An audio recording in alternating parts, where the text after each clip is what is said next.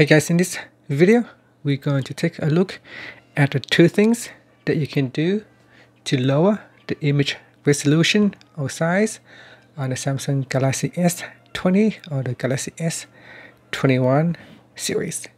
First, let's go back to the home screen by tapping on the home key and then launch the camera app. Once the camera has launched, tap on the settings button.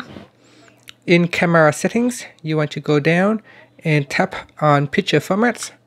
In here you can turn on high efficiency pictures, so turn that on, and this will save space by capturing photo mode pictures in high efficiency image format, and that in turn will lower the picture resolution.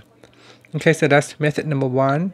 Now another thing that you can do is after you have taken a photo, you can go into an editor. So you open up, tap on the edit button, and in edit you can in here you can change the image size to make it smaller or larger, and that will also allow you to reduce the resolution size.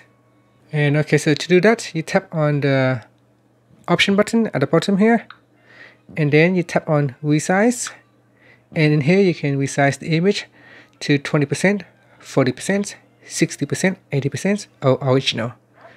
And so select one of the options, and then tap on saved, then tap on save, and that's it. So that will also allow you to lower the photo resolution.